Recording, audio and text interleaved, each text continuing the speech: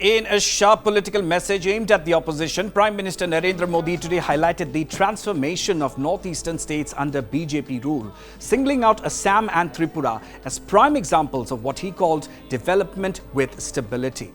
Prime Minister Modi did not hold back in attacking the decades of non-BJP governance, particularly in Tripura. Without naming anyone, Prime Minister Modi took aim at the long-standing left rule in the state, accusing previous governments of neglect and underdevelopment. Prime Minister Modi's remarks come at a time when the BJP is intensifying its pitch in various regions ahead of upcoming elections.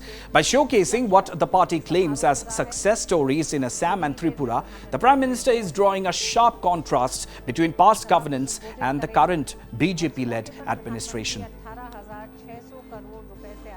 को पूर्वी भारत के ही उदाहरण देकर के समझाना चाहता हूं। मैं एक उदाहरण देता हूं असम का।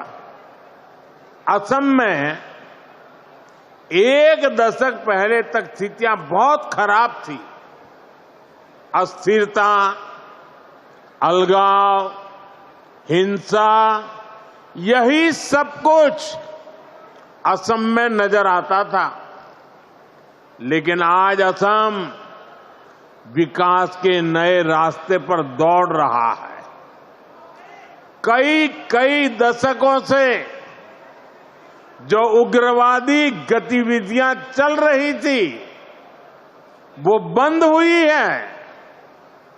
आज असम कई पैमानों में देश के दूसरे राज्यों से आगे निकल रहा है।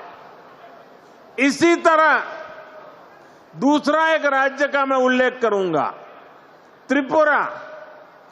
त्रिपुरा में भी कई दशकों से वामपंथी शासन के बाद लोगों ने भाजपा को पहली बार अवसर दिया। त्रिपुरा भी विकास के हर पैमाने पर काफी पीछे चल रहा था। इंफ्रास्ट्रक्चर बेहाल था, सरकारी सिस्टम में लोगों की सुनवाई नहीं होती थी, हिंसा और भ्रष्टाचार से हर कोई परेशान था। और जब से भाजपा को सेवा करने का अवसर मिला, आज त्रिपुरा शांति और प्रगति की मिसाल बन रहा है।